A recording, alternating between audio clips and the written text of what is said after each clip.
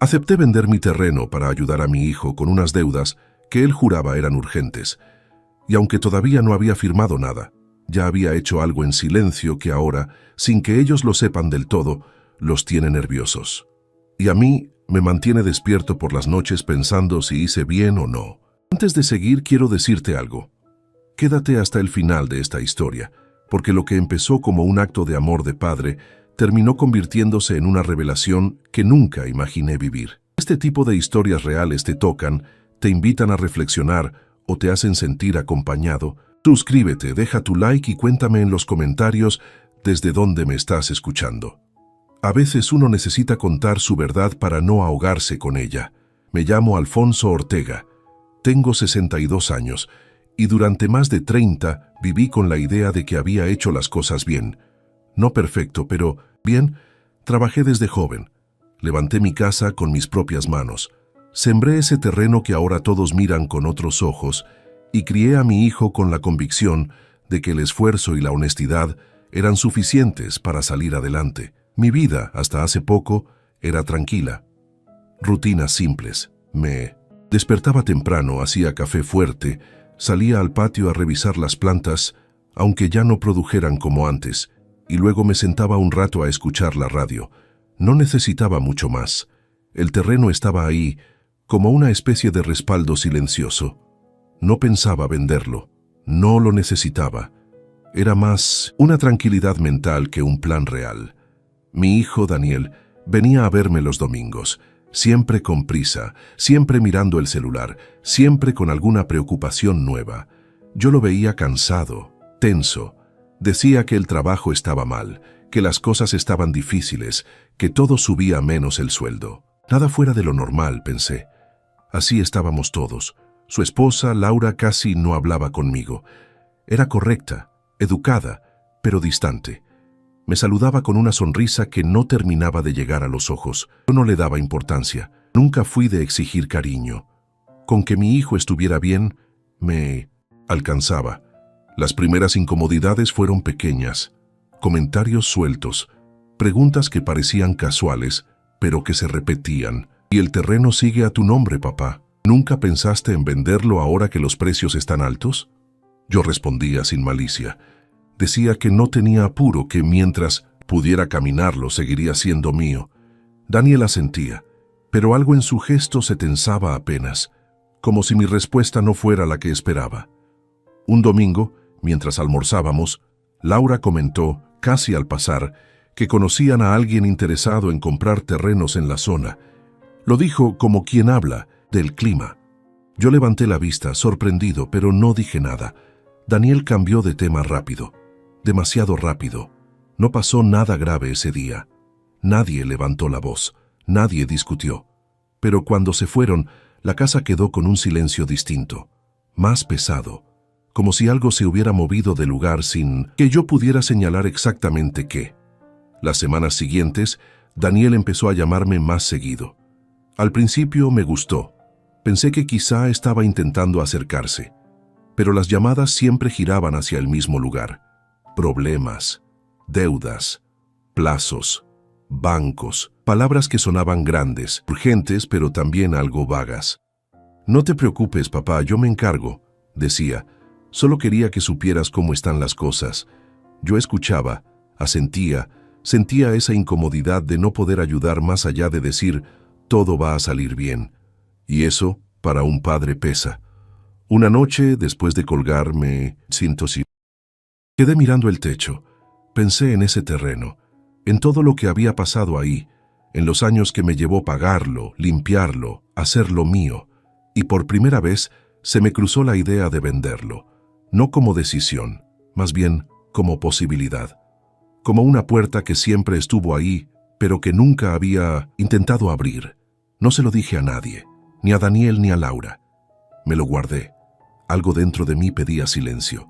Cuando finalmente Daniel me pidió ayuda directamente, lo hizo con la voz quebrada. Dijo que las deudas eran urgentes, que podían perderlo todo, que no sabía a quién más recurrir. Yo sentí ese golpe seco en el pecho que solo aparece cuando uno escucha a su hijo al borde. «Papá, solo si vos querés», dijo. «Yo no te pediría esto si no fuera realmente necesario». Acepté escuchar. No acepté vender. Todavía no. Pero algo ya se había movido. Lo extraño fue la reacción de Laura cuando se enteró de que yo estaba considerándolo. No me agradeció. No se mostró aliviada. Sonrió de una forma rara, como quien confirma algo que ya daba por hecho. «Qué bueno, Alfonso», dijo. Era lo más lógico. Esa palabra, lógico, me quedó resonando. Seguimos con la rutina, llamadas, visitas cortas, conversaciones que giraban alrededor del dinero sin hablar nunca de cifras claras. Yo pedía tiempo. Decía que tenía que pensarlo bien. Nadie me apuraba, en apariencia, pero empecé a notar detalles, miradas entre ellos, silencios cuando yo entraba a la habitación, comentarios que se cortaban a la mitad. Nada concreto, nada acusatorio, solo esa sensación persistente de estar caminando sobre algo frágil sin saber dónde iba a romperse. El terreno seguía ahí, igual que siempre, pero ya no se sentía igual, y yo tampoco. Antes de firmar nada, antes incluso de decir en voz alta que sí, tomé una decisión pequeña, casi administrativa, que en ese momento me pareció solo una precaución. No se la conté a nadie, no porque desconfiara, o al menos eso me dije, simplemente porque sentí que debía hacerlo solo. Todavía no sabía por qué, solo sabía que algo no encajaba. Y aunque todo seguía viéndose normal desde afuera, por dentro, la estabilidad ya estaba llena de fisuras. Después de aquella conversación, algo cambió sin que yo pudiera señalar el momento exacto.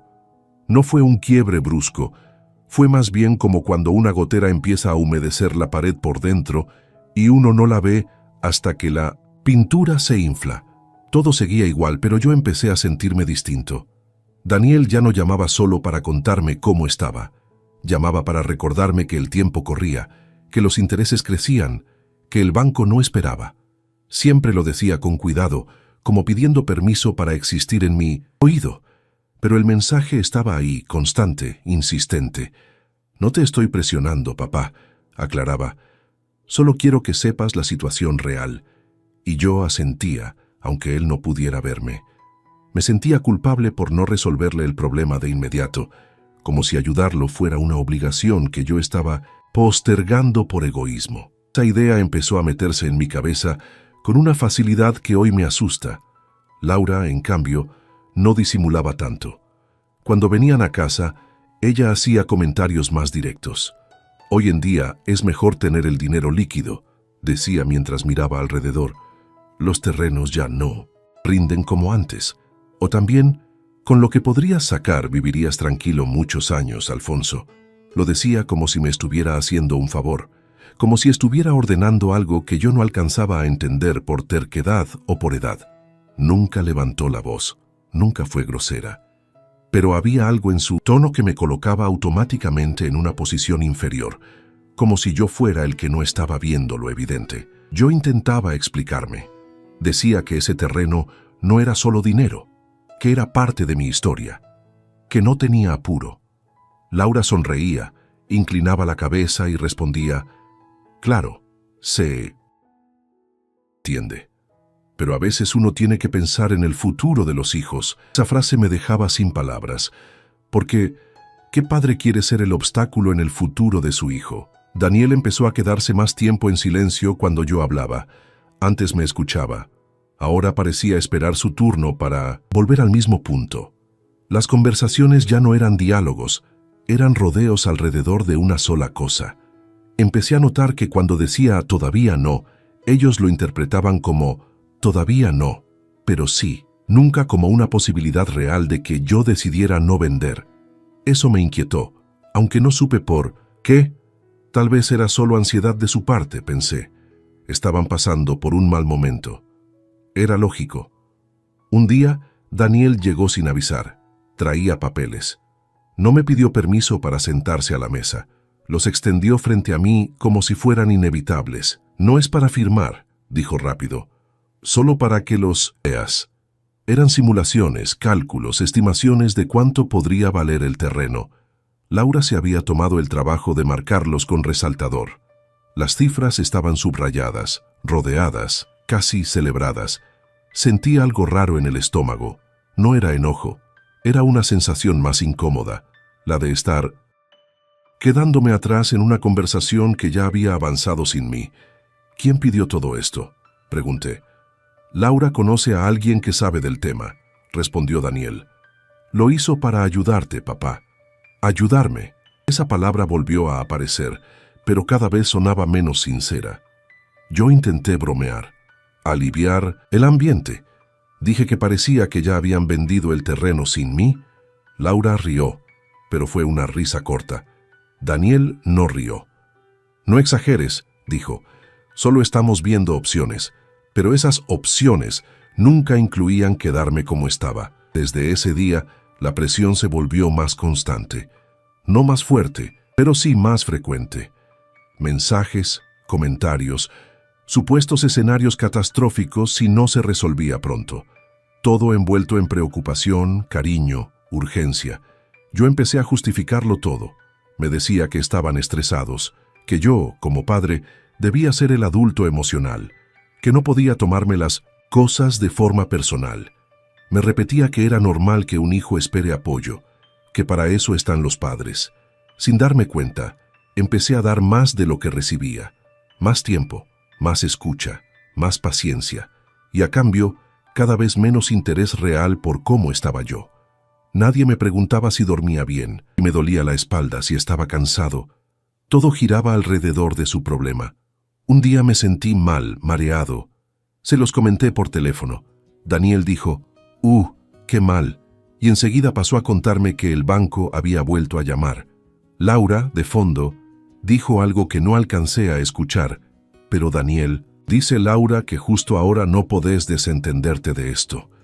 Colgué con un nudo en la garganta, no porque me hubieran gritado, no porque me hubieran insultado, sino porque algo se estaba dando por hecho, que yo debía estar disponible, sano, lúcido y dispuesto, solo para resolverles la vida. Empecé a notar que cuando hablaban del dinero, lo hacían como si ya existiera, como si ya fuera parte de su realidad.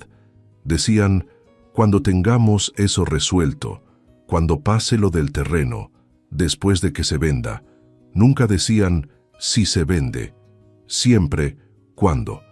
Yo escuchaba esas frases y sentía una incomodidad creciente, pero la tapaba con excusas. Me decía que eran solo formas de hablar, que no había mala intención, que yo estaba exagerando. El público, si alguien me hubiera escuchado desde afuera, se habría indignado. Habría dicho que me estaban usando, que me estaban empujando, que no me respetaban. Pero yo no lo veía así. Todavía no. Para mí seguía siendo mi hijo, y yo seguía siendo su padre. Y eso, creía, justificaba todo. Sin embargo, por las noches, cuando la casa quedaba en silencio, esa idea volvía. ¿Por qué siento que ya no tengo derecho a decidir en qué momento ayudarse? ¿Volvió una obligación silenciosa? No tenía respuestas. Solo una sensación persistente de desequilibrio, como si la relación ya no estuviera apoyada en el cariño, sino en la expectativa. Y aún así, seguí adelante, porque todavía creía que todo esto era normal, temporal, por cariño. La primera grieta no apareció como un grito ni como una discusión. No fue una confesión directa ni una escena dramática. Fue algo mucho más simple, y por eso mismo más difícil de ignorar. Todo empezó con una llamada que no estaba destinada a mí. Era una tarde cualquiera. Yo estaba en casa, sentado en la mesa de la cocina, revisando unas boletas viejas para ordenar papeles. El teléfono fijo casi no suena ya, así que cuando lo hizo, me sorprendió. Atendí sin apuro. «¿Alfonso Ortega?», preguntó una voz masculina, formal, demasiado segura. «Sí, soy yo. Hablo de la inmobiliaria Ríos en Asociados. Queríamos confirmar la reunión del jueves para avanzar con la operación del terreno». Sentí que el aire se me iba de golpe. No respondí enseguida. Miré el mantel, como si ahí estuviera escrita la respuesta correcta. «Creo que hay un error», dije finalmente. «Yo no tengo ninguna reunión agendada». Hubo un silencio breve del otro lado. Luego papeles moviéndose. «Disculpe», dijo. «Tengo aquí anotado que el señor Daniel Ortega confirmó interés firme y que usted ya estaba al tanto». Interés firme. Esas dos palabras me atravesaron el pecho. No grité, No corté, no hice un escándalo. Solo repetí, más despacio. Yo no confirmé nada. El hombre se disculpó varias veces. Dijo que seguramente había habido una confusión interna, que revisarían. Colgó con amabilidad. Yo me quedé sentado, con el teléfono en la mano, mirando la pared. El ruido del reloj se volvió insoportable. Sentí una mezcla rara de emociones, sorpresa, incomodidad, y algo más oscuro que todavía no me animaba a nombrar. Me dije que debía ser un malentendido. Tal vez Daniel solo había pedido información. Tal vez exageraron. Tal vez yo estaba interpretando de más. Eso fue lo primero que hice, minimizarlo. Pero algo dentro de mí encendió. Una alerta silenciosa. Esa noche casi no dormí. No porque estuviera pensando en vender o no vender, sino porque mi cabeza no dejaba de repetir la misma pregunta. ¿Por qué alguien estaría confirmando cosas en mi nombre? Al día siguiente, Daniel me llamó como siempre. Habló del trabajo, del clima, de cualquier cosa menos de la llamada. No dudé. Estuve a punto de decirle algo, pero no lo hice. Quise escucharlo, ver si él solo lo mencionaba. No lo hizo. Eso me inquietó más que la llamada en sí. Pasaron 2 días. Yo seguí con mi rutina, pero todo se sentía distinto. Empecé a observar detalles que antes me pasaban desapercibidos. Comentarios viejos que ahora sonaban distintos. Frases que encajaban demasiado bien con lo que había pasado. El jueves, el día de la supuesta reunión, no fui a ningún lado. Me quedé en casa, inquieto. A media mañana, sonó mi celular. Era Laura. «Hola, Alfonso», dijo con un tono extrañamente amable. «¿Todo bien hoy?» «Sí», respondí. «¿Por?» «No, nada. Pensé que ibas a estar ocupado». Otra frase suelta. Otra incomodidad que no se explicaba sola, pero que empezaba a formar un patrón. Colgué y me quedé pensando. Empecé a sentir una presión en el pecho. No dolor físico, sino esa opresión que aparece cuando algo no cierra y uno no quiere aceptarlo. Esa tarde hice algo que nunca pensé que haría con mi propio hijo. Revisé conversaciones pasadas, no para espiarlo, sino para buscar señales, mensajes donde él hablaba del terreno como algo futuro, pero seguro. Audios donde decía «cuando se venda», con una naturalidad que ahora me parecía alarmante. La grieta se abrió un poco más cuando recordé algo que en su momento no me había llamado la atención. Semanas atrás, Daniel me había pedido una copia simple de la escritura por si acaso. Yo se la di sin pensar. Era mi hijo. ¿Qué podía hacer con eso? Ahora esa pregunta ya no era tan inocente. Sentí vergüenza, vergüenza de desconfiar, vergüenza de pensar mal, vergüenza de sentirme viejo y lento. Parte de mí quería cerrar los ojos y seguir como antes, fingir que nada estaba pasando. Pero ya no podía. Esa noche Daniel vino a casa. No estaba planeado. Dijo que pasaba de casualidad. Se sentó, miró alrededor, habló de cualquier cosa. Yo lo observaba con otros ojos, no con enojo, sino con atención, como si de pronto estuviera viendo una versión distinta de él. «¿Todo bien, papá?», me preguntó. Noto raro. Ahí estuvo el momento, el punto exacto donde todo pudo volver atrás, o no. «Me llamaron de una inmobiliaria», dije sin levantar la voz. «Dijeron que había una reunión confirmada por vos». Daniel se quedó quieto, demasiado quieto. Bajó la mirada apenas un segundo, luego suspiró. «Ah, sí», dijo. «Eso, no es lo que parece. Esa frase, no es lo que parece. Nunca trae buenas noticias. Solo pedí información», agregó rápido, «para ir adelantando cosas, nada serio. Capaz se confundieron». Yo lo miré, esperé, pero no dijo nada más. «¿Y por qué dijeron que yo estaba al tanto?», pregunté. Daniel se encogió de hombros. «Bueno, porque sabía que lo íbamos a hablar. No quería que pierdan el interés. No levanté la voz, no discutí, pero algo dentro de mí se quebró, porque ya no era una suposición, era un hecho. Había tomado decisiones anticipadas usando mi silencio como consentimiento. «La próxima vez», dije despacio, «no hables en mi nombre». Daniel asintió, dijo que tenía razón, que perdón, que estaba nervioso, que la presión era mucha. Yo quise creerle, de verdad, Pero la sensación de alerta no se apagó.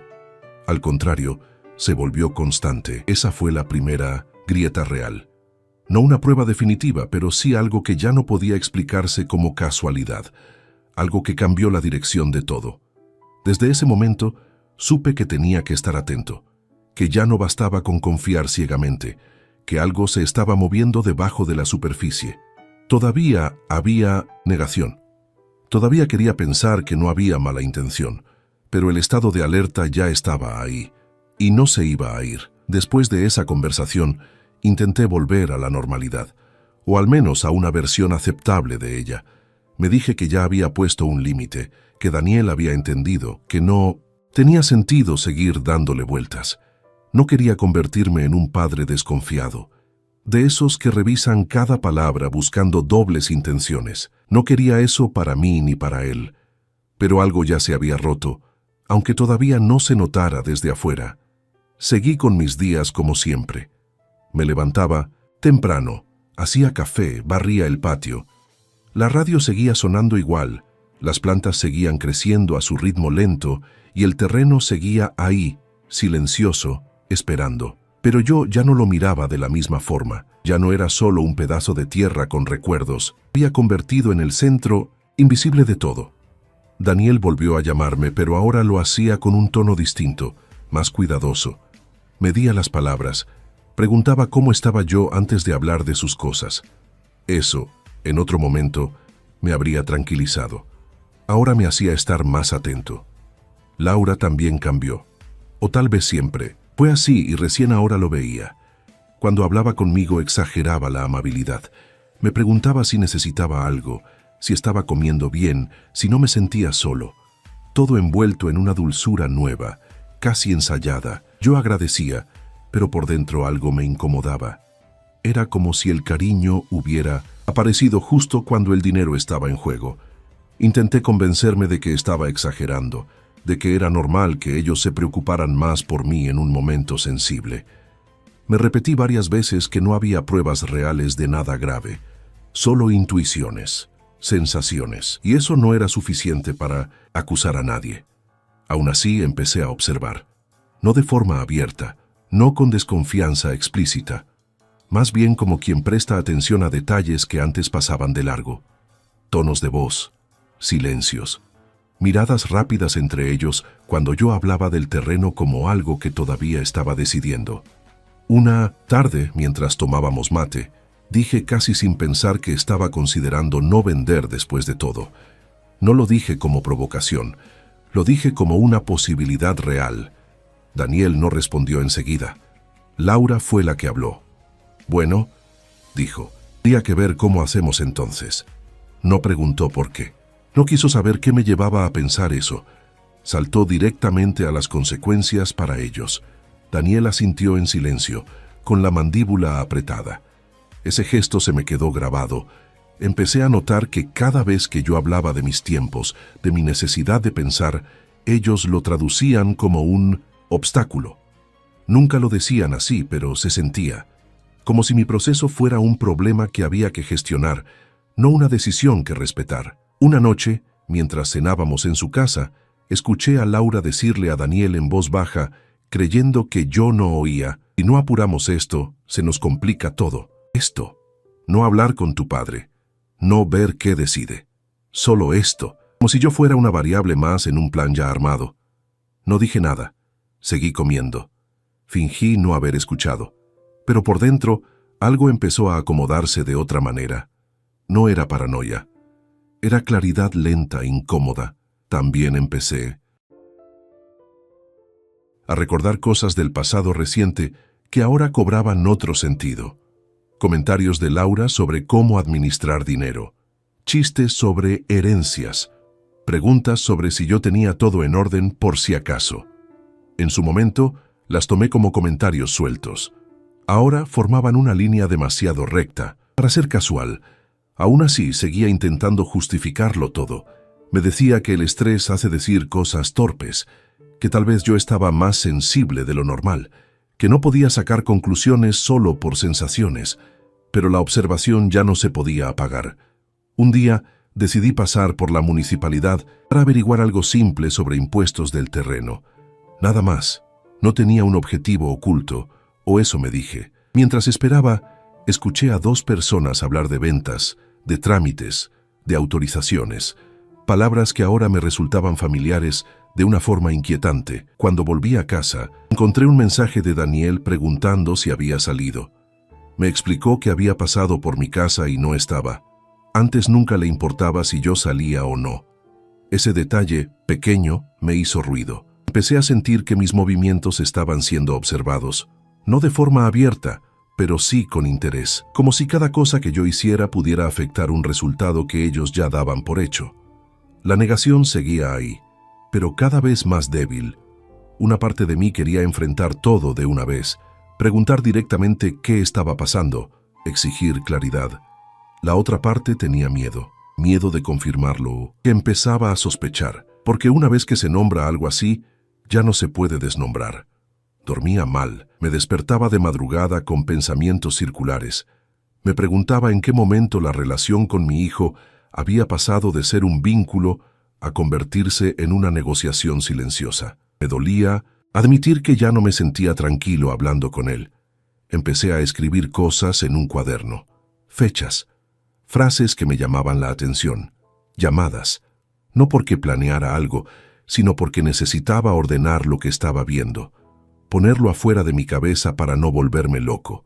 Cada señal por sí, sola no significaba demasiado, pero juntas empezaban a pesar, y aunque todavía no tenía una prueba definitiva, ya no podía fingir que todo era igual que antes. La paranoia sana, esa que no grita pero tampoco se duerme, empezó a instalarse. Ya no reaccionaba automáticamente, pensaba antes de responder. Medía mis palabras. Guardaba silencios. Daniel notó el cambio. Me preguntó si estaba molesto. Le dije que no. Y no era mentira del todo. No estaba molesto. Estaba alerta. Seguía intentando seguir igual. Seguí yendo a sus reuniones familiares, sonriendo, escuchando. Pero ahora veía las cosas desde otro lugar. Como si hubiera dado un paso atrás y pudiera observar la escena completa. Y cuanto más observaba, más claro se volvía algo que todavía no me animaba a decir en voz alta. Yo ya no estaba en control de la narrativa que ellos habían construido. Aún no había una confirmación. Aún no había un golpe directo. Pero la tensión ya no era externa. Era interna. Y crecía despacio, constante, como una verdad que se estaba preparando para salir a la superficie. Las confirmaciones no llegaron todas juntas. No hubo una escena única donde todo se revelara de golpe. Llegaron como pequeñas astillas una tras otra, clavándose despacio, obligándome a aceptar que lo que estaba viendo ya no era una interpretación exagerada mía, sino una realidad que se estaba armando frente a mis ojos. La primera confirmación clara llegó de la forma más inesperada. Una mañana fui al banco. No, para nada relacionado con el terreno. Al menos eso me repetía. Tenía que resolver un trámite viejo, algo menor. Mientras esperaba mi turno, escuché mi nombre. No fue un llamado oficial. Fue alguien que lo dijo en voz baja, pero lo suficientemente cerca como para que lo oyera. ¿Alfonso Ortega?, preguntó una mujer detrás de mí. Me di vuelta. Era una empleada del banco. Me miraba con una mezcla de duda y reconocimiento. Sí, soy yo. Disculpe. Pensé que ya se había ido. Vinieron hace unos días su hijo y su nuera preguntando por usted. Por unos movimientos grandes que iban a ingresar, sentí un frío recorrerme la espalda. ¿Movimientos?, pregunté intentando que la voz no me temblara. Sí, bueno, dudó. Nos dijeron que usted estaba por vender una propiedad y que querían adelantar algunas consultas. No levanté la voz, no hice escándalo. Solo asentí y dije que había habido una confusión. La mujer se disculpó. Dijo que no había pasado nada, que solo eran preguntas. Pero yo ya no estaba escuchando. Mi cabeza estaba en otro. Salí del banco caminando lento. Me senté en una plaza cercana. Me quedé ahí un rato largo, mirando gente pasar, tratando de ordenar lo que acababa de escuchar. No era una suposición, no era una sensación. Era un hecho concreto. Estaban haciendo gestiones como si el dinero ya existiera. Ahí algo terminó de caer. Recordé la llamada de la inmobiliaria, recordé los papeles resaltados, recordé la seguridad con la que Laura hablaba del futuro. Todo empezó a encajar con una lógica que me dolía aceptar. Esa tarde, Daniel me llamó. Yo no atendí, no por enojo, por necesidad. Necesitaba silencio. Necesitaba procesar sin su voz explicándolo todo, minimizándolo todo. Cuando devolví la llamada, horas después, él sonó aliviado. Pensé que... «Te había pasado algo», dijo. «Fui al banco», respondí sin rodeos. Hubo un silencio, corto pero denso. «Ah», dijo. «¿Y todo bien?» Me dijeron que vos y Laura estuvieron preguntando por movimientos grandes que iban a ingresar a mi nombre. Otra pausa, esta vez más larga. «Papá, no lo tomes a mal», empezó. «Solo queríamos saber cómo funcionaba todo, para estar preparados. Preparados». Esa palabra volvió a aparecer. Preparados para algo que yo todavía no había decidido. ¿Preparados para qué?, pregunté. «Para cuando se venda el terreno», respondió como si fuera obvio. No gritó, no dudó, no. Corrigió la frase. La dijo con naturalidad. Y ahí entendí algo fundamental. En su cabeza, la venta ya era un hecho. No una posibilidad, no una ayuda. Un hecho consumado. Colgué con una sensación pesada en el pecho. Ya no podía justificarlo como torpeza. Ya no podía decirme que era estrés. Había una expectativa clara, construida sin mi consentimiento. Empecé a aceptar lo que hasta ese momento había evitado nombrar. Me estaban empujando. Y no de forma accidental, de forma sostenida, calculada, envuelta en cariño y urgencia. Las confirmaciones siguieron llegando. Un conocido del barrio me comentó sin mala intención que había escuchado que yo iba a vender el terreno, que Daniel estaba contento porque ya estaba todo encaminado. Sentí vergüenza, no por vender, sino por enterarme por terceros de decisiones que supuestamente eran mías. También encontré, revisando el correo, un mail dirigido a Daniel donde una inmobiliaria hablaba de la Operación Ortega y mencionaba plazos tentativos. No era un borrador, era un intercambio activo. Eso me dolió más de lo que esperaba, porque ya no se trataba solo de dinero, se trataba de que mi palabra había sido reemplazada por mi silencio. Mi silencio había sido interpretado como permiso. La ilusión de que todo era por amor empezó a resquebrajarse. No porque no hubiera cariño, sino porque el cariño ya no era el centro. El centro era el resultado. Me di cuenta de que cada gesto amable reciente tenía un contexto. Cada preocupación repentina por mi salud, cada pregunta sobre mis planes, todo estaba alineado con una sola cosa: asegurarse de que nada interfiriera con la venta. Aceptar eso fue doloroso. No fue rabia inmediata, fue tristeza.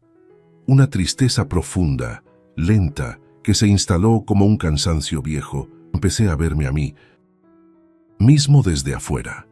Un hombre mayor, solo, con un hijo que ya había tomado decisiones por él.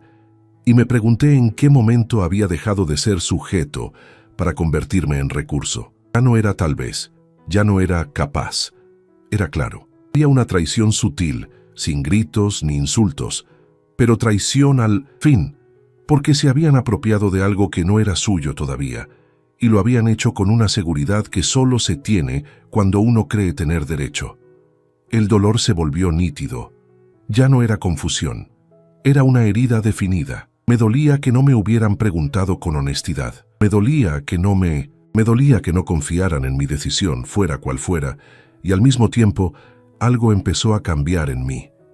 La negación se fue retirando despacio, como una marea baja. En su lugar apareció una calma extraña, fría, clara.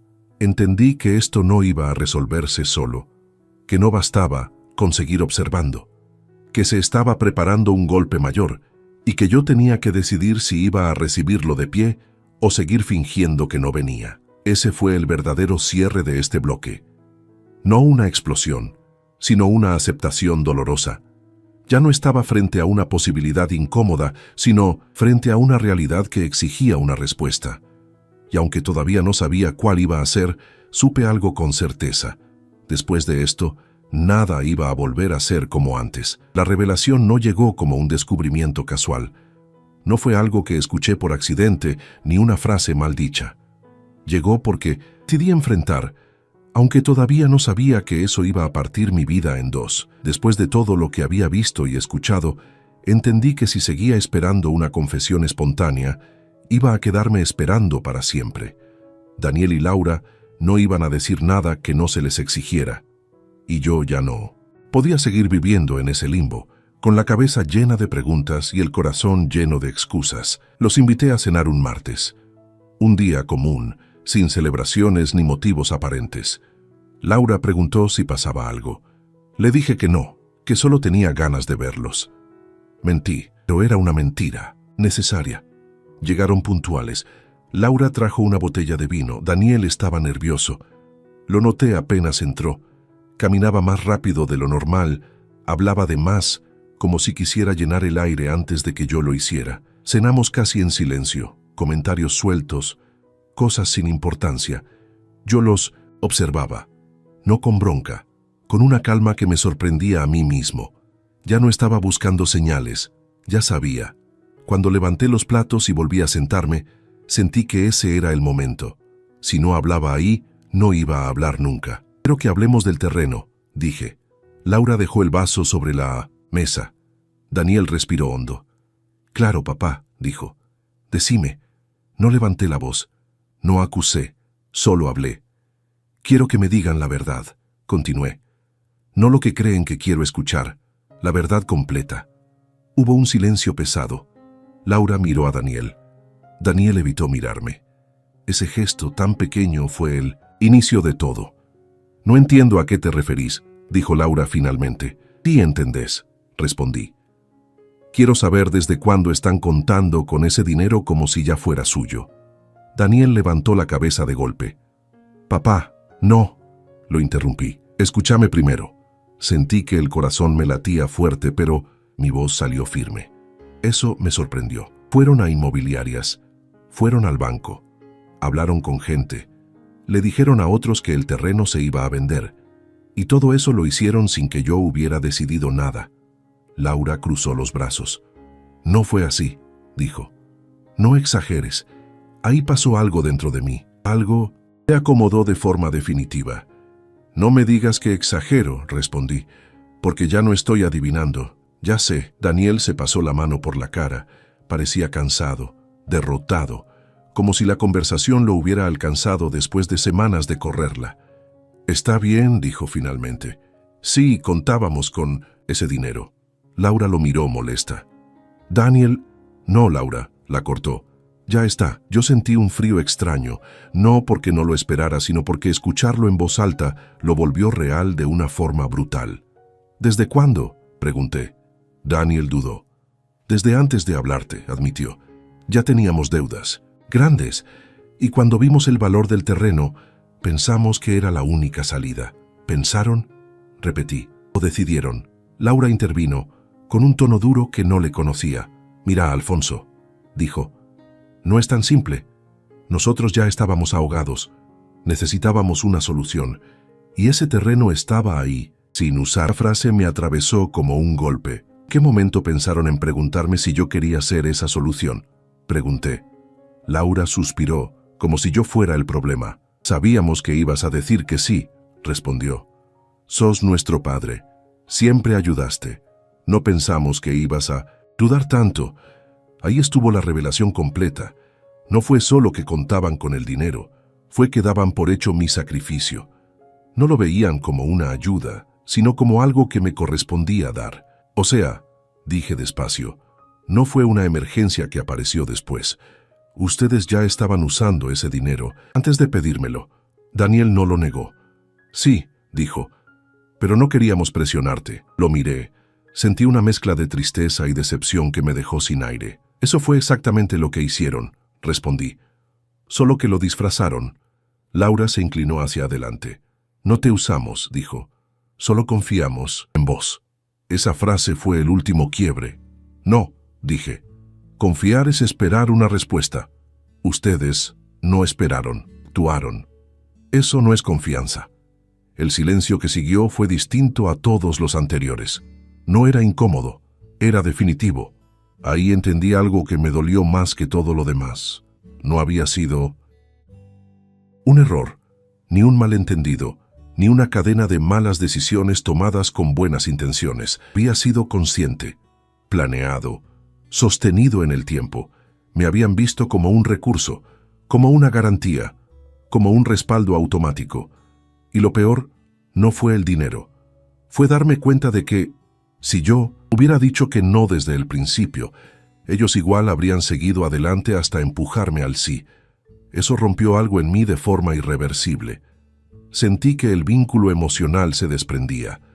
No de golpe, sino como cuando se corta una cuerda vieja que ya estaba gastada. No hubo gritos, no hubo llanto. Solo una claridad dura, fría. Necesito tiempo, dije finalmente, y necesito que entiendan algo. Esto ya no se trata de ayudar o no ayudar, se trata de respeto. Daniel quiso decir algo, Laura también. Levanté la mano. No hoy, se fueron poco después, sin abrazos, sin promesas, sin explicaciones nuevas. Cuando cerré la puerta me apoyé contra ella. Sentí un cansancio profundo, pero también algo que no había sentido en meses. Silencio interno. Ahí supe que ya no había vuelta atrás emocional. Podría tomar decisiones prácticas más adelante, pero el lazo de confianza, ese que uno cree irrompible con un hijo, ya se había quebrado. La verdad había salido a la luz, y con ella una certeza dolorosa.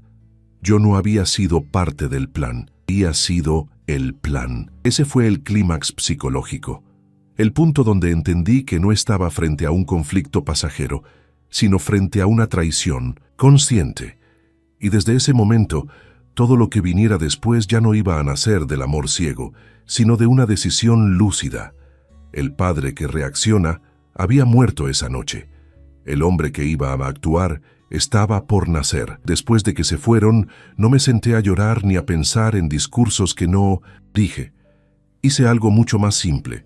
Me preparé un café, me senté en la cocina y me quedé ahí, en silencio, mirando la taza como si fuera la primera vez que la veía. No estaba temblando, no estaba en shock, estaba extrañamente tranquilo. Esa calma no era resignación, era otra cosa. Era el sonido interno de algo que se acomoda cuando ya no necesita pelear consigo mismo. Durante días había reaccionado, a comentarios, a insinuaciones, a presiones suaves, siempre un paso atrás, siempre explicándome, justificándolos, tratando de sostener una imagen que ya no existía. Esa noche, por primera vez, dejé de reaccionar. Y cuando uno deja de reaccionar, empieza a ver con una claridad incómoda. No dormí mucho, pero dormí mejor. Me desperté temprano, como siempre. Salí al patio. El terreno estaba húmedo por el rocío. Caminé despacio, respirando hondo. Pensé en mi padre, en cómo me enseñó que uno puede perder cosas, pero no la dignidad. Pensé en cuántas veces había confundido amor con entrega absoluta. Ahí tomé la primera decisión irreversible, aunque todavía no involucraba a nadie más que a mí. No iba a decidir desde la culpa. Ese mismo día llamé a un abogado, no uno de confianza familiar, uno recomendado por un conocido, alguien que no conocía mi historia ni tenía lealtades cruzadas. Le pedí una consulta.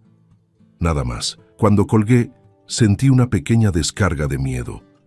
No por lo que estaba haciendo, sino por lo que simbolizaba. Era la primera acción concreta que tomaba sin pedir permiso emocional. En la consulta no conté todo. No hablé de traición ni de decepción. Hablé de hechos, de un terreno, de un hijo, de presiones. El abogado escuchó sin interrumpir. Me explicó opciones. Me habló de límites legales, de tiempos, de derechos. Yo asentía, tomando nota, no tanto en el cuaderno como en la cabeza. No firmé nada. No inicié nada. Pero salí de ahí con algo nuevo, información. Y la información, cuando uno deja de ser ingenuo, es poder. Después fui al banco. Pedí que cualquier movimiento futuro relacionado con ventas o ingresos grandes requiriera mi presencia física. Nada automático, nada delegado. Lo hice con tranquilidad, sin dramatismo. Nadie me preguntó por qué. Nadie tenía por qué hacerlo. Cada paso que daba era pequeño, casi invisible desde afuera. Pero por dentro algo se estaba reconfigurando. Decidí no llamar a Daniel, no escribirle, no explicarle nada. El impulso de aclarar, de suavizar, de cuidar sus emociones apareció varias veces. Lo reconocí y lo dejé pasar. No era frialdad, era límite. Laura fue la primera en escribir. Un mensaje largo, cargado de palabras suaves. Decía que lamentaba si me había sentido presionado, que todo había sido un malentendido, que la familia era lo más importante. Leí el mensaje 2 veces. No respondí. Daniel llamó esa noche. Dejé sonar el teléfono. No por castigo, porque todavía no tenía nada que decir. Me sorprendió darme cuenta de que no sentía culpa. Sentía tristeza, sí, pero no esa culpa automática que me había acompañado durante semanas. Esa sensación de que debía algo, de que tenía que compensar. Esa voz ya no estaba tan fuerte. Empecé a notar algo más. Cuando dejé de explicar, ellos empezaron a inquietarse. Daniel volvió a llamar al día siguiente. Me dejó un mensaje más corto, menos adornado, más nervioso. Laura escribió de nuevo preguntando si estaba enojado. No respondí tampoco. No estaba jugando a la indiferencia. Estaba ganando tiempo. Tiempo para pensar sin ruido. Tiempo para que la ansiedad no marcara el ritmo.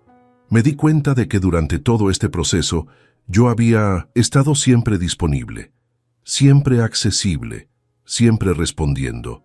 Y eso había creado una dinámica donde mi silencio era una anomalía que los descolocaba. Ese descoloque era parte del cambio de poder, no porque yo quisiera manipularlos, sino porque por primera vez no estaba sosteniendo la estructura que les permitía avanzar sin mí. Una tarde Daniel apareció en casa sin avisar. Tocó el timbre varias veces. Abrí. Lo vi parado ahí, incómodo, con esa expresión que tenía cuando era chico y sabía que había hecho algo mal. «Papá», dijo, «necesitamos hablar». Lo miré, no con dureza, con firmeza. «No», respondí. «Hoy no». Se quedó sorprendido. Nunca antes le había dicho eso. «Pero», empezó. «Hoy no», repetí. «Cuando yo esté listo, te aviso». No grité, no discutí. Cerré la puerta despacio. Me apoyé del otro lado y sentí cómo me temblaban un poco las manos. No por miedo, por el impacto de haber sostenido un límite real. Ese fue el microclímax de control, el momento exacto donde entendí que ya no estaba a la defensiva, que no necesitaba convencer a nadie de nada, que mi decisión, fuera cual fuera, iba a nacer desde un lugar distinto. Los días siguientes fueron extraños, silenciosos, pesados, pero también claros. Empecé a organizar mis papeles, a revisar cuentas, a pensar en mi futuro sin incluir automáticamente el de ellos como una extensión obligatoria. No decidí no vender, tampoco decidí vender. Decidí algo más importante, que la decisión iba a ser mía, tomada en mis tiempos y comunicada en mis términos. Eso cambió todo. Me di cuenta de que el dolor seguía ahí, pero ya no me paralizaba. Se había transformado en dirección, en una brújula interna que me decía por dónde no volver a pasar. Daniel y Laura empezaron a cambiar el tono. Ya no hablaban de urgencias. Hablaban de diálogo, de respeto, de cuando quieras hablar. Era evidente que el tablero se había movido, no porque yo hubiera amenazado, sino porque había dejado de ceder. Y en ese espacio nuevo, incómodo para todos, empecé a recuperar algo que no sabía que había perdido. La sensación de estar parado en mi propio lugar. No era venganza, no era frialdad, era claridad. La reconfiguración del poder no fue un gesto grande ni una frase contundente. Fue una serie de decisiones silenciosas que, juntas, cambiaron la dinámica completa. Yo ya no reaccionaba a su urgencia. Ellos empezaban a reaccionar a mi calma. Y supe, con una certeza tranquila, que cuando llegara el momento de hablar de verdad, ya no lo haría desde el miedo a perderlos, sino desde el respeto por mí mismo. Ese cambio, más que cualquier confrontación, ya era una victoria. La confrontación no fue inmediata. No fue una escena impulsiva ni una discusión improvisada. Llegó después de varios días de silencio tenso, de mensajes sin responder, de llamadas perdidas y de una ansiedad que ya no era mía, sino de ellos. Cuando finalmente los llamé, Mi voz salió tranquila. «Vengan mañana», les dije. «A las 6, en casa». Daniel quiso preguntar algo. Laura también. No les di espacio. «Mañana», repetí. «A las 6». Colgué. Ese día pasó lento. No porque estuviera nervioso, sino porque estaba consciente de cada cosa. Barrí el patio, regué las plantas, ordené la mesa del comedor. Nada simbólico, nada teatral. Solo necesitaba que el espacio estuviera limpio, claro, como yo me sentía por dentro. Llegaron puntuales, demasiado. Laura traía esa sonrisa rígida que ya reconocía. Daniel caminaba con los hombros caídos. Se sentaron frente a mí como si yo fuera un juez, y esa imagen, sin quererlo, ya decía mucho. «Gracias por venir», dije. «Vamos a hablar sin interrumpirnos, y vamos a decir la verdad. ¿Estamos?» Asintieron. Respiré hondo. No para calmarme, para ordenar el inicio. Durante semanas, empecé. Me sentí empujado, no escuchado, no respetado. Y cuando intenté entender qué estaba pasando, descubrí que ustedes ya habían decidido por mí. Laura se acomodó en la silla. «Alfonso, ya hablamos de esto», dijo. «No fue nuestra intención presionarte». «No hables todavía», respondí sin levantar la voz. «Primero yo». Eso fue nuevo. Laura me miró sorprendida. Daniel bajó la mirada. «No se trata solo del terreno», continué. «Se trata de que tomaron decisiones financieras, legales y personales usando algo que no era suyo, y lo hicieron creyendo que yo iba a adaptarme». Daniel levantó la cabeza. «Papá, estábamos desesperados. La desesperación no justifica borrar a una persona del proceso», respondí. «Y menos cuando esa persona soy yo». Laura cruzó los brazos. «Nunca te borramos», dijo. «Solo asumimos que ibas a ayudar». «Eso es borrarme», respondí. «Porque no asumieron, decidieron». El silencio se volvió espeso. Laura respiró hondo y cambió el tono. «Mira», dijo, «vos no necesitas ese terreno, nosotros sí necesitábamos el dinero. No fue algo personal. Ahí sentí el golpe, no físico, emocional, porque en esa frase estaba todo. ¿Escuchas lo que estás diciendo?», pregunté. «¿Te das cuenta de que estás justificando el uso de algo mío porque vos lo necesitas más?» «No lo digo así», respondió ella, «pero es la realidad». «No», dije, «esa es tu conveniencia». Daniel intervino. «Laura, por favor», ya lo miró, molesta, pero siguió. «Vos ya viviste», me dijo. «Ya hiciste tu vida. Nosotros estamos empezando. ¿Tan mal está que nos ayudes?» Sentí una presión en el pecho. No porque dudara, sino porque esa frase confirmaba todo. «No está mal ayudar», respondí. «Está mal que lo den por hecho. Está mal que me usen como respaldo sin preguntarme. Está mal que me mientan con urgencias cuando ya estaban contando el dinero antes de tenerlo». Daniel levantó la voz por primera vez. «No te mentimos». «Sí», respondí. «Me dijeron que las deudas eran urgentes, pero no me dijeron que ya estaban planeando con ese dinero. Me dijeron que no me presionaban, pero fueron al banco, a inmobiliarias, hablaron con terceros. Eso es presión, solo que sin gritos». Daniel se quedó callado. Laura apretó los labios. «Quiero que entiendan algo», continué. «Esto no es una discusión. Es una decisión que ya tomé». Ambos me miraron atentos. «No voy a vender el terreno en estas condiciones», dije. «Y no voy a ayudar económicamente mientras no haya respeto real». Laura se inclinó hacia adelante. «¿Estás castigándonos?», preguntó. «¿Eso es esto?». «No», respondí. «Estoy poniendo un límite». «Pero nos vas a hundir», dijo ella. «Vos sabés cómo estamos». «Ustedes se hundieron solos», respondí. «Y me quisieron usar como salvavidas sin preguntarme si yo quería nadar con ustedes». Daniel se levantó de la silla. «Papá, por favor», dijo. «No nos hagas esto». Lo miré. Lo vi como cuando era chico, pero ya no lo era, y yo tampoco. «Esto no me lo están haciendo ustedes», respondí. «Se lo hicieron cuando decidieron sin mí». Laura explotó. «Sos egoísta», gritó. «Te estás quedando con todo por orgullo». No levanté la voz. «No», dije, «me estoy quedando conmigo». Ese silencio fue total. Laura respiraba agitada. Daniel parecía al borde del llanto. «Si quieren seguir teniendo una relación conmigo», continué, «va a ser desde otro lugar, sin planes ocultos, sin asumir, sin usar mi edad, mi rol de padre o mi cariño como moneda. Daniel se sentó de nuevo, se pasó las manos por la cara. No pensamos que iba a llegar a esto, dijo. Eso es porque nunca pensaron en mí como alguien que pudiera decir que no, respondí. Laura se quedó callada. Por primera vez desde que la conocía, no tenía una respuesta inmediata. No los estoy echando de mi vida, agregué. Pero la forma en la que estaban funcionando se terminó hoy. Se levantaron poco después. No hubo abrazos, no hubo disculpas completas, solo miradas cargadas, palabras a medias y una sensación clara. Las máscaras se habían caído.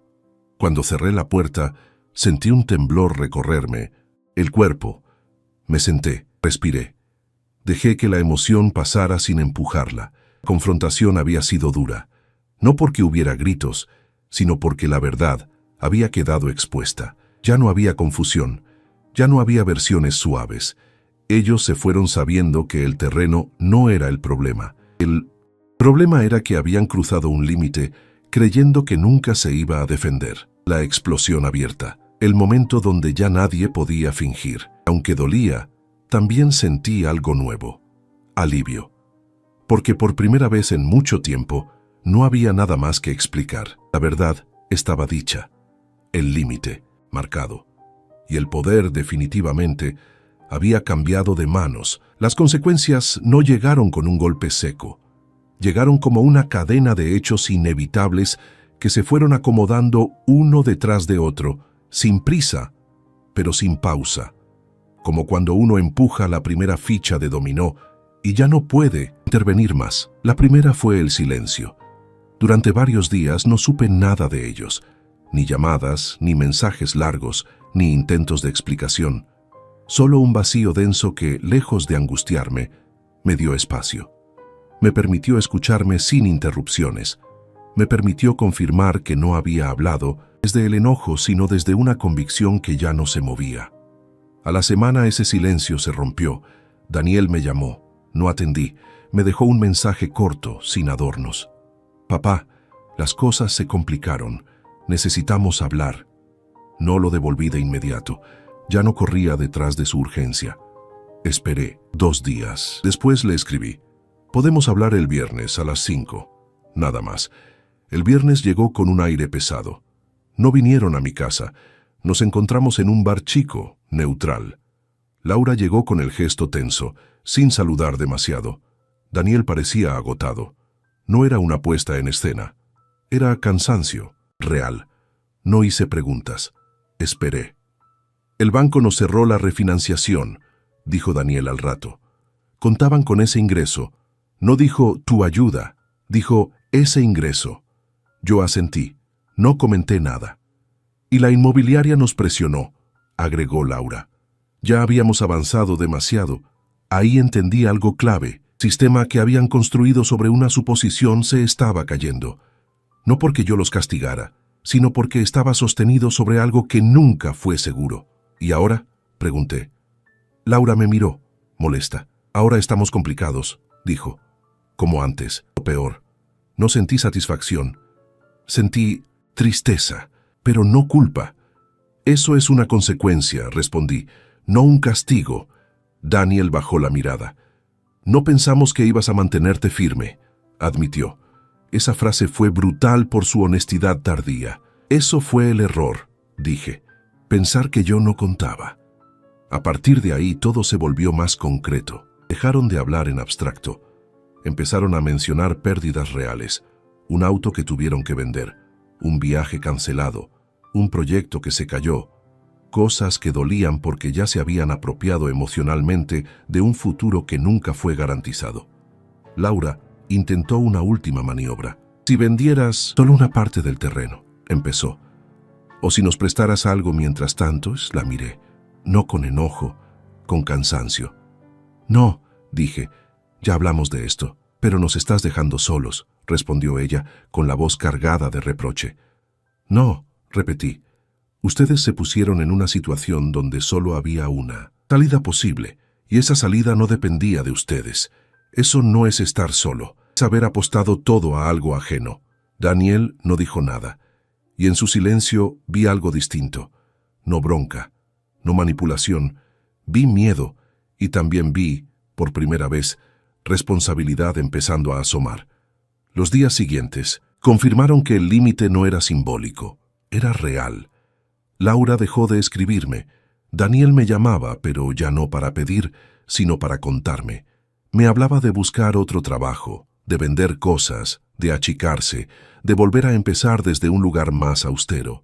Cada llamada era una prueba para mí, porque la tentación de rescatarlo aparecía, no desde la presión externa, sino desde el amor viejo.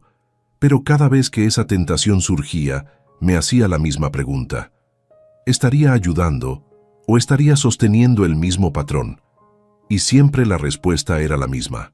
No retrocedí. Hubo una última conversación que selló todo. Daniel vino solo a casa, sin avisar, pero esta vez no lo eché. Lo dejé pasar. Se sentó frente a mí. Tenía los ojos rojos. «Perdimos el departamento», dijo. «Vamos a alquilar algo más chico». Asentí.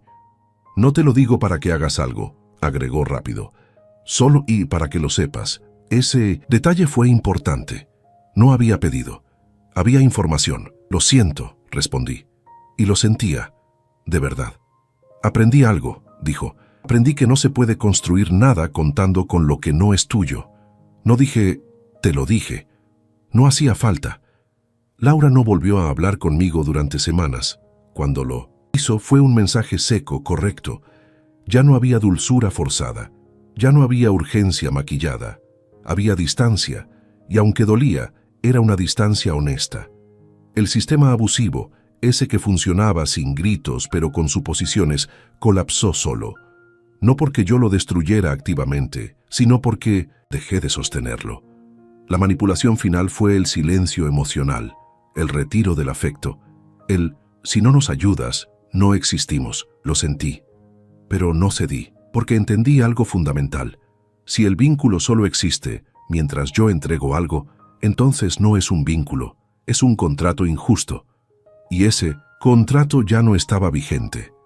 Con el paso de los meses las cosas se asentaron. Daniel empezó a reconstruir desde otro lugar, más lento, más real. Laura mantuvo distancia, pero ya no hostil, simplemente fría, como alguien que perdió una ventaja y todavía no lo acepta del todo. Yo, en cambio, me sentí más liviano. El límite se había ejecutado. Hubo pérdidas tangibles, para ellos, y también para mí, en otro plano. Perdí una ilusión, perdí una imagen idealizada de la familia, pero gané algo que no había tenido en mucho tiempo: coherencia interna. El viejo orden murió, ese donde yo era el respaldo automático, donde mi silencio era un sí, donde mi rol de padre anulaba mi derecho a decidir. No hubo marcha atrás, no hubo arrepentimiento disfrazado, no hubo reconciliación falsa, solo consecuencias reales, y por primera vez no fui yo el que cargó con ellas. Las semanas posteriores fueron tranquilas por fuera, pero profundas por dentro. Me levantaba temprano, como siempre, pero ya no lo hacía con ese peso en el pecho que se había vuelto habitual. El café sabía igual, la radio seguía diciendo las mismas noticias, el patio no había cambiado, y sin embargo, todo era distinto. Había dejado de vivir en función de una expectativa ajena. El terreno seguía ahí, intacto, callado. Ya no lo miraba como una fuente de conflicto ni como una tentación. Volvió a ser lo que siempre fue. Una parte de mi vida, no una solución mágica para la de otros. A veces caminaba por ahí sin pensar en nada, solo sintiendo el suelo bajo los pies. Era una forma de recordarme que seguía parado, que no me había desarmado por poner un límite. Con Daniel, el vínculo entró en una etapa rara, más distante, pero también más real. Hablábamos menos, pero cuando lo hacíamos ya no había dobles mensajes. Me contaba cosas concretas. Yo escuchaba sin intentar arreglarlas. Él ya no pedía. Y eso, aunque dolía un poco, también me daba paz. Laura prácticamente desapareció de mi día a día. Al principio me dolió más de lo que quise admitir. No porque hubiera sido cercana, sino porque su ausencia confirmaba algo que prefería no haber comprobado. Que mientras hubo expectativa de ganancia, Hubo presencia. Cuando esa expectativa se extinguió, también lo hizo el interés. No me enojé por eso. Lo acepté. Empecé a ocupar mi tiempo de otra manera. Volví a cosas simples que había dejado de lado sin darme cuenta. Caminatas largas, arreglos pendientes en la casa, charlas con vecinos que antes postergaba porque no tenía la cabeza. La cabeza volvió. También empecé a pensar en mí sin culpa, en mis propios años por delante, en cómo quería vivirlos, no en términos grandes, sino en decisiones pequeñas. ¿Qué ritmo? ¿Con qué personas? ¿Con qué silencios? Entendí algo que me llevó tiempo a aceptar. Ayudar no puede ser una obligación, y mucho menos una exigencia disfrazada de amor. El amor verdadero no apura, no asume, no. Esa comprensión no vino acompañada de resentimiento. Vino acompañada de una especie de madurez tardía, de esas que no se celebran pero se agradecen. Una tarde, Daniel vino a verme. No traía problemas, no traía pedidos, traía una torta comprada en el camino. Nos sentamos en la cocina, como antes. «Estoy aprendiendo a vivir con menos», me dijo. «No es fácil», asentí. «Casi. Nunca lo es», respondí. Nos quedamos en silencio un rato. No fue incómodo, fue honesto. «Gracias por no soltarme del todo», agregó. «Nunca te solté», le dije. «Solo dejé de sostener lo que no me correspondía». No dijo nada más y no hacía falta.